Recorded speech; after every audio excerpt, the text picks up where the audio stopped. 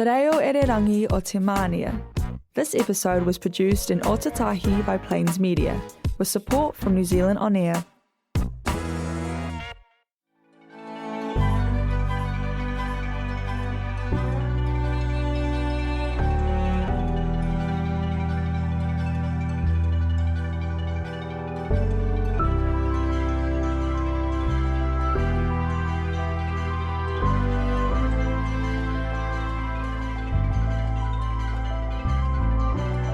Kia ora and welcome to Emergence News, haere mai. And on this program we talk about Maitreya and the spiritual hierarchy, the masters of wisdom and their emergence into the world, their open emergence into the world as we enter the age of Aquarius. And today we're going to talk about the speed of change. And also on the subject of change, John, what are you going to be looking at? I've got the latest Share International in front of me, and I've gone to a compilation called Freeing Ourselves from Conditioning. And this is the start of self-awareness, which then becomes self-realization. So understanding the template you were given, the conditioning you carry with you, is a critical part of starting that honest and sincere observation of who you are. So really important start in your spiritual life, and Cream's got some great ideas around honesty of mind and the fear of change. And it's good to hear you getting your voice back too. Just no longer singing in the rock band, but I could get back there. And of course, 2 weeks ago, Shafir, you were in the studio and we thought we'd get you back again. Yes, I'm very glad to be back with you guys. It's always such a pleasure. And we hope that we can see a bit more of you as you're over here in New Zealand for how long? 4 months. 4 months. Oh, we'll make good use of Shafir. Yes, we will. Yep. And Peter, welcome, sir. Thank you, Nigel. I see you're wearing the Plains FM cap, and it looks almost as old as you, sir. Well, it's certainly had a bit of a battering lately. Part of my building attire. It's your safety helmet, is it? It does get a bit messy, yes. Very good. Okay. Before I hand over the show over to John, who's going to very interesting topic. I'm going to just quickly talk about the speed of change. You'll all remember back at the beginning of this year, 2025 started with Bernie Sanders and Alexandria Ocasio-Cortez, otherwise known as AOC, isn't she? Yes. Yeah. They were leading huge anti-oligarchy rallies all over the States, America. And 10 months later, here we are in early December, and there have been some very interesting political victories that have been that have stolen the headlines from the very wealthy opponents. For example, the Boston Mayor, Michelle Wu, she has recently been re-elected unopposed for a second term as Boston Mayor. And just to refresh your memory, 4 years ago in 2021, she was the first woman and the first person of colour to be elected Mayor of Boston. At that time, she was aged just 36 in 2021, and she was the youngest elected to that position in over a century. And the other really interesting political victory was Mamdani, his huge win with the New York mayoralty. Against all the odds, in November last month, 2025, he won the New York mayoralty race. And this campaign, it really did grip the nation, didn't it, over there? A contest between the old and the new. And Mamdani really does represent the new. His campaign, it was built on his movement of small dollar donations. It couldn't be more opposite to the oligarchy. Yeah, I think AOC and Bernie Sanders both got behind him. So he's quite rightly identified with that mindset, with that kind of democratic socialism or social democracy, however you want to put it, but a much more sincere and honest and trustworthy form of government. And like Alexandria Ocasio-Cortez, working with the people from the ground level up. Yeah. He's great with the people. And he built his movement not only on small dollar donations, but on two really interesting election promises. He promises to ease the cost of living in New York, which is the most expensive city in New York, in America. But he also is calling for housing as a human right. and that politics must thrive on cooperation, not division. That all sounds very familiar to us, doesn't Well, it? that's interesting, isn't it? Because communism and capitalism are both extremes, right? Communism and capitalism shunt power and wealth to a minority. And so social democracy or democratic socialism is a political process that mixes politics, economics and social structure in a much more healthy way, and is kind of finding the middle ground between the extremes of communism and capitalism. Capitalism is an extreme form of government. And as I said earlier, capitalism and communism have the same signature. They pump and push power or wealth into the minority. So what Mandami and AOC and Bernie Sanders are trying to introduce to America is another way, a middle path. And I think that's a fight worth watching for the rest of the world. And we also have in the UK Zach Polanski, who is the leader of the Greens Party, and he has taken a leaf out of Mamdani's book and talking about the same sort of issues, gone with a very, very clear message. He's doubled the membership of the Green Party, and he's taking UK by storm. So it's a message that's been well received. It's the message. It's the same message, talking about what the people need, and it's sharing wealth. Yes, it is sharing It's wealth. sharing wealth. Yeah. And a commentary that's coming out in the media that I'm looking at is describing billionaires as hoarders of wealth. Not clever, not smart, not really, global captains of industry, but hoarders of wealth. Just selfishness. It's selfishness. It's greed, Peter. By election day, going back to the New York campaign, Mamdani's campaign had recruited over 100,000 volunteers. So it's the people power. It's responding to the voice of the people, isn't it? The majority, actually. And his opponent, Kumo, who I think's previously been mayor of New York. Yes, he was. Has. He had one of his comments, and I'm not repeating it word for word, was basically, if you don't vote for me, Donald Trump's going to come in and take over. He's wrong on both counts. Right. So, well, actually, I certainly wouldn't want to be Mandami's bodyguard, but because I think he's in a high risk situation. Either they'll try and shoot him, or they'll try and shoot him down in the media. So if I was Mandami or close to him, I would be on high alert. Yeah, I'd be on high alert, absolutely. And look, just to wind up with this subject, back home here in New Zealand, I thought you might be interested in this. The New Zealand Council of Trade Unions have announced that the industrial action back in October the 23rd, was the largest turnout of protest action seen in New Zealand since the 1970s. And that was quite a active time, wasn't it, the 1970s in New Zealand? There was a lot of protest and industrial action that was going on. And I think Benjamin Creme said that the unions will be very important in the change and in the rapid changing. Yeah. More than 115,000 New Zealanders on October 23rd this year from the public sector protested against cutbacks to essential public services. So we're talking, that New Zealand mega strike included nurses, 40,000 of them protested. Teachers, there were over 60,000 teachers protesting, and 1,500 from the public sector.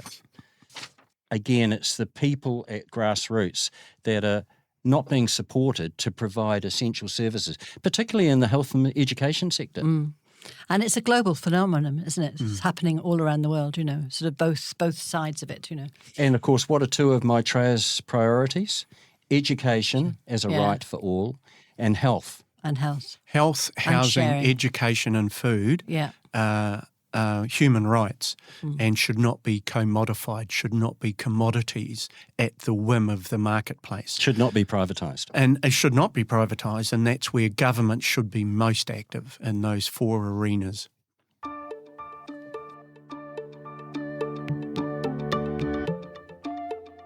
You are listening to Emergence News. Welcome to the program. And it's time now to cross to John. And what have you got there? You're on the theme of change, John? Well, I've dived into freeing ourselves from conditioning, and that's on page 11 of the latest share. And Benjamin Creme from The Art of Living tells us we are in a period of extreme disarray in our world, politically, economically, and socially. We're all aware of it. Increasingly, the masses of people are becoming aware of it and are beginning to fret and feel the chafing of these wrong structures, wrong laws, wrong habits. In other words, conditioning. We are seeking ways out of them. This is producing the upheaval which we see in the world today.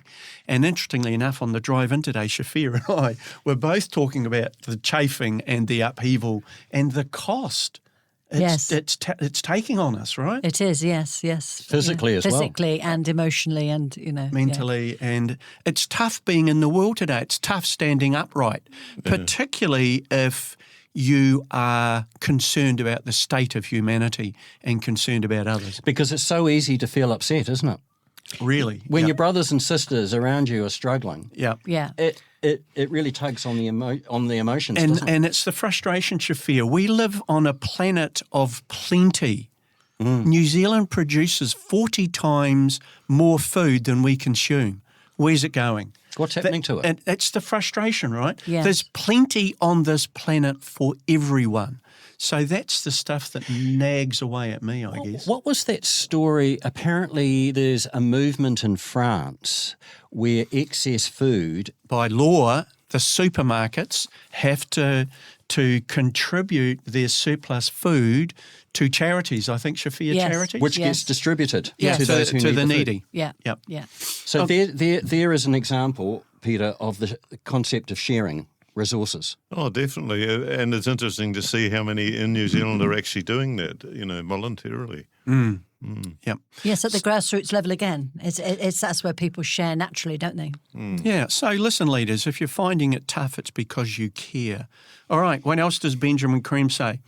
The fear of change, of loss, of still greater insecurity fills the minds of countless millions, creating as a result the inertia which ties them to the ways of the past. These ways may be onerous and difficult to bear, but they are the known ways, the ways of the forefathers. This conditioning saturates and holds sway in the world, manipulated and fed by the actions of greedy and powerful men. Men have for long lost the sense that they are one, brothers and sisters all, engaged in the task of life together, sharing these tasks for the common good and sharing too the wherewithal for each other's needs.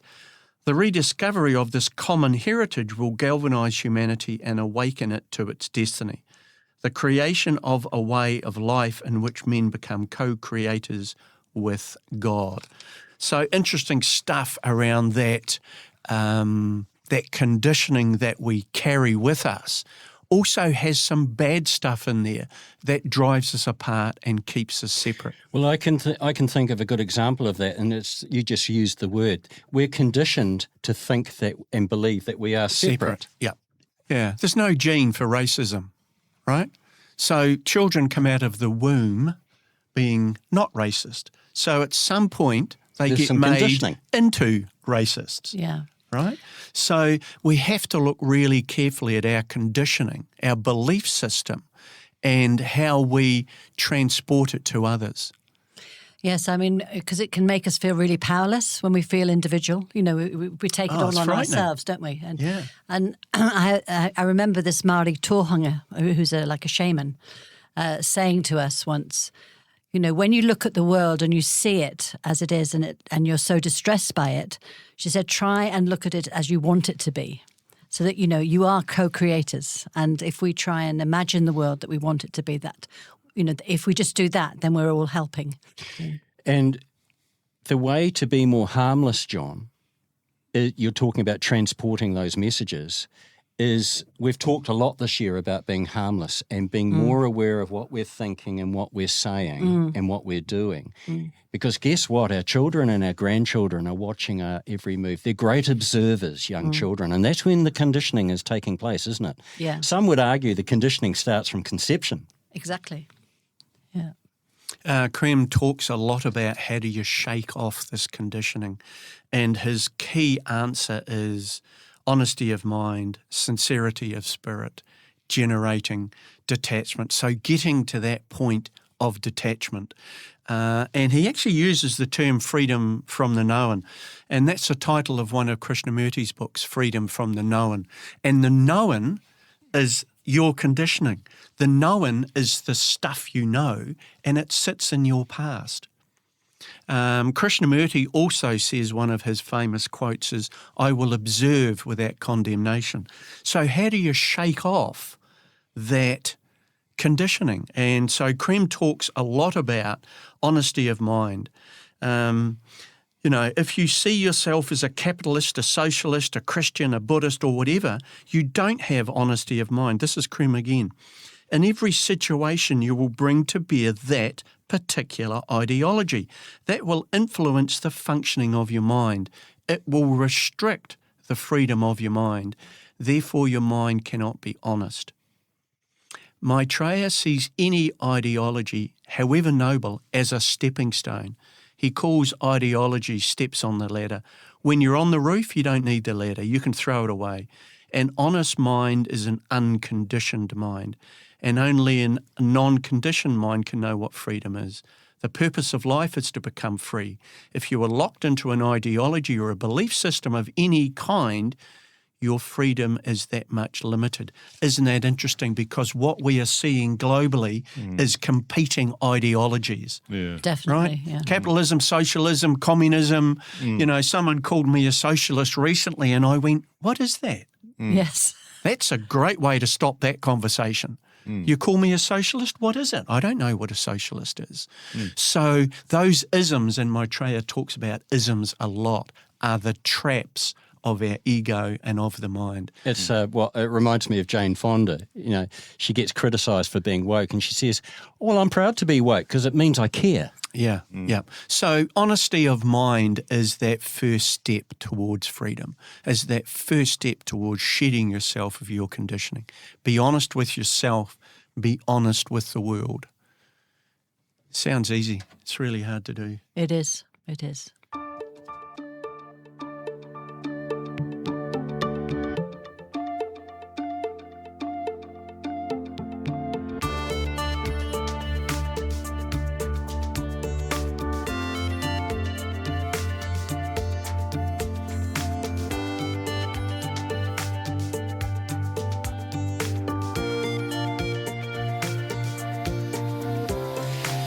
You are listening to Emergence News, and John, that compilation comes from a number of Benjamin Krem's books. Yeah.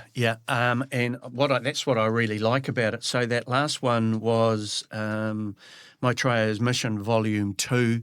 The other one that I looked at was The Laws of Life, and there's a couple there from The Art of Cooperation. So all of Benjamin Krem's books have a really strong focus on knowing who you are and maybe shedding some of that. That knowing who you are enables you to start that process of honesty of mind. And if you can do that, then you can start to release yourself from some of the glamours that we're obscuring our vision. So in the Eastern mindset, freedom is not possessions. Freedom is freedom from your conditioning. Freedom is being able to see the world as it is, not as you think it is or as you think it should be. Whereas the Western philosophy says freedom is acquisition. Freedom is wealth. And that polarisation that we've been talking about over the last couple of episodes, the opposites of in politics and attitude, you've got a reading on that very subject there for us, Peter. Yes, the Pairs of Opposites by Benjamin Krem's master, and it certainly gives you a good insight about this freedom. Since man first emerged on Earth, his history has been one of conflict and strife, aggression and war. Seldom has there been a time when these tendencies have not been uppermost, until it would seem that they represent the essential nature of man. Yet despite all evidence to the contrary, this is emphatically not the case. Why then does man present such a distorted image of himself?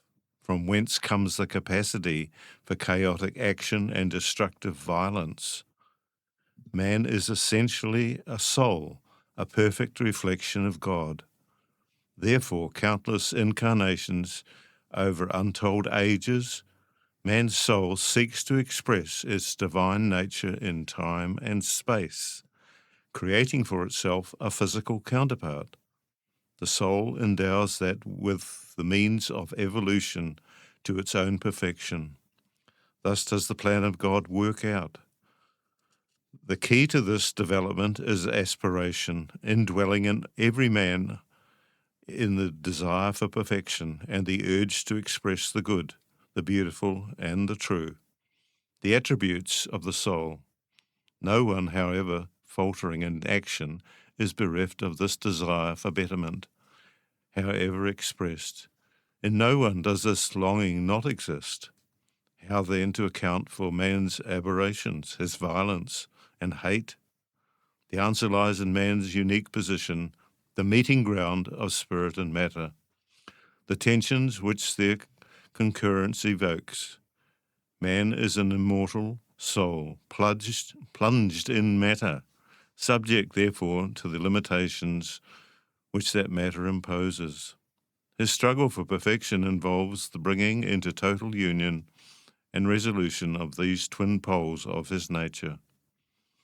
Though repeated incarnations, the evolutionary process gradually achieves this aim until the quality and radiation of the matter coincides with that of the spirit.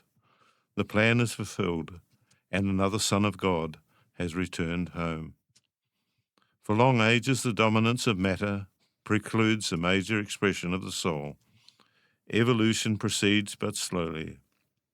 When at long last the opposing poles of his nature are resolved, man realizes that the dichotomy is but seeming, the opposition unreal. Then he sees that all is one, spirit and matter, but two aspects of one divine whole. The limitations of the past, naught but illusion. Without the struggle of the opposites and the friction which evokes, man's progress would be slow indeed. Friction is the fire which impels him on his way, aspiration in the light which calls him ever upwards. Thus does man discard in time the limitations of matter, endowing it with the radiance of his spiritual truth. Man's task is to spiritualize matter and to bring the substance of the planet in every kingdom into a perfect reflection of the heavenly man whose body it is. Conflict and war, violence and hate are but the passing manifestation of man's inability as yet to demonstrate his true nature. The time is fast coming when his truth will prevail. His beauty radiates and his good demonstrates for all to see. Thank you, Peter. And just before we go, we'll just do a quick preview of our Christmas episode, which will be coming up next time on Emergence News. And Shafir, we thought we'd throw some responsibility onto your shoulders. So, well, it's very relevant to the Christmas story, and it's about a miracle that has been happening every night for the last 6 years in a co-worker's house. And so tune in for the Christmas message.